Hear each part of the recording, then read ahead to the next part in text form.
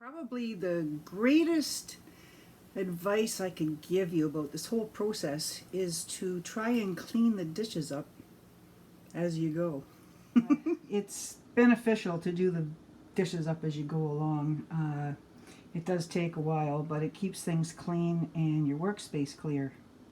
So I bought 2 bags, so it's 10 pounds or 4.4 kilograms of beets.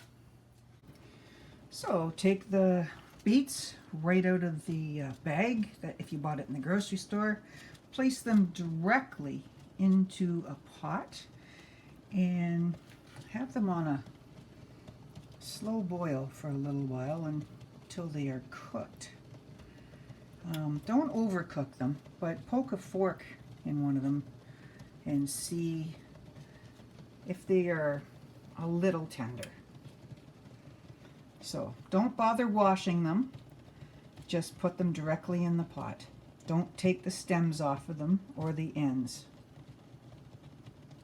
Okay, after cooking the beets, I've placed them in cold water,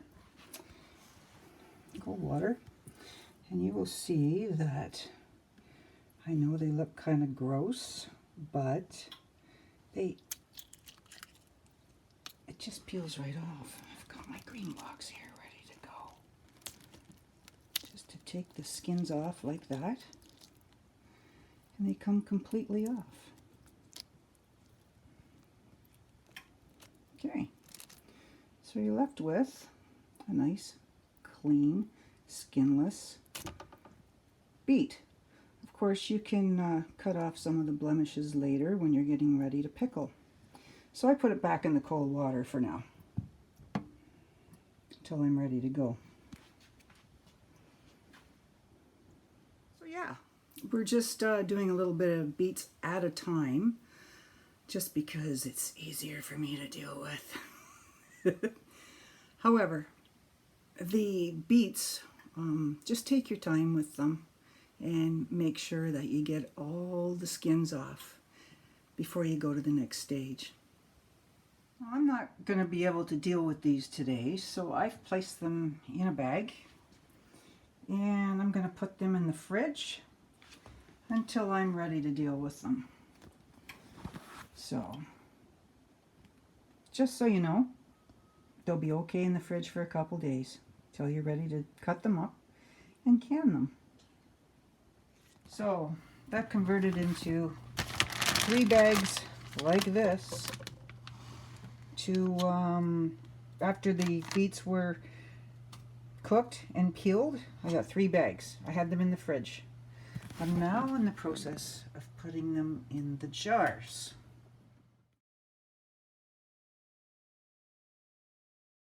I've been using this handy dandy cutter to cut them with, and I take off the bad spots and I chop them up and I put them into the jars. In the meantime, I have this big heavy canister getting ready to process the bottles. I also have the brine ready to go to be ladled into the bottles. And in this pot, I'm going to be sterilizing the jar lids. This is the bad parts here that I've taken off. You know, like there's some blemishes on some of this, and I just cut it off with this. You know, you can just put them here and there inside the jars. Of course, I'm not very good at holding this camera at the same time, but you get the drift, right? Yeah. So, anyway, cut them up how you like them. I don't like doing slices so much as chunks, but yeah, it just makes it so that they don't stack like coins inside the jars. It doesn't look very good, and I don't think it pickles it properly. So, here's what I'm left with. That's going to be going into these jars. I might be able to get one more little guy, but we'll see in a minute how many I get. So hang on and we'll check it out. This is the brine, and I am going just to carefully ladle this in to these jars using this method until I have enough headspace, which would be just somewhere around that ring. Okay, this is how many I'm working on, so I'll get back to you in a minute as soon as I get these filled. Oh yeah, by the way, when I did the recipe and made it for this amount, and I did the math, here's the recipe. You're welcome to pause the video. By the way, that where you see at the very bottom 4 capital letter T, salt, that means tablespoons. So I ended up doubling this amount. I'll probably have a little bit left over, but I think it'll work. So this times 2, so half the amount. So there it is, just warming up, and I'll have to stir it. And it looks like I'll have enough to go into these 3 jars here then. Oh, while that pot's warming up, I'm going to be just, you can use a paper towel, a clean wet paper towel, and just wipe the edges down of all of these, and then put the lids on. Okay, you just want to make sure that there's no sugary stuff on here. No sugary stuff. Okay, so I've got these jars all ready to go, just finger tight, not any tighter than, say, now I can't do it, just like this. That's it. That's it. And I'm going to put them in the hot water bath to process for at least 10 minutes.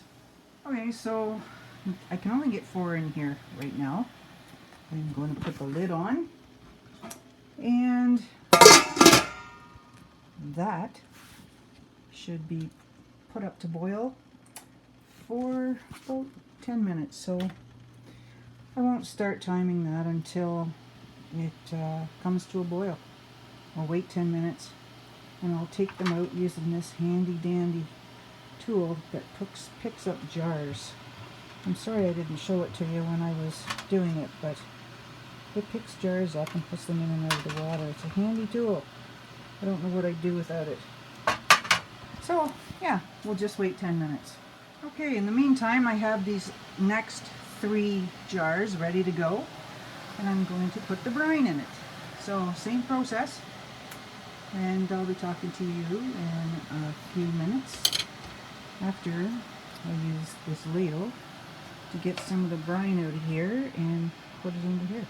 Okay. I need this workspace to put the jars on after they're done processing. Speaking of which, I think it's been quite a while now. And it's been boiling here for a little while, so I'm going to take them out and rest them on a towel, wipe them off, and put them over here. I'm now on my last batch in the pot of jars processing. So hopefully that will work out just great. So far it is. From the first hot water bath, sitting here, waiting to go.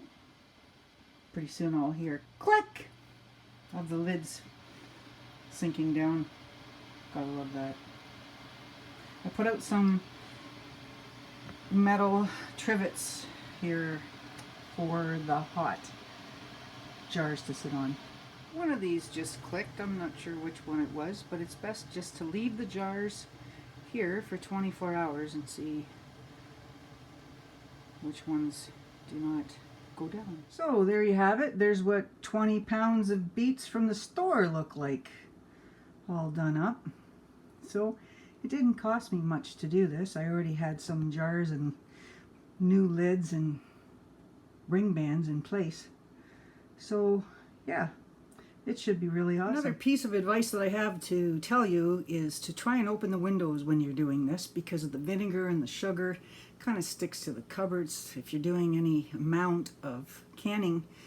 And also it helps to not have the smoke detector going off.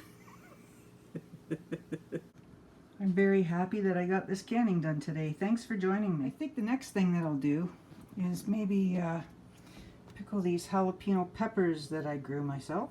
And there's plenty more out on the plant. We'll see you on the next one, guys. Thanks for joining me.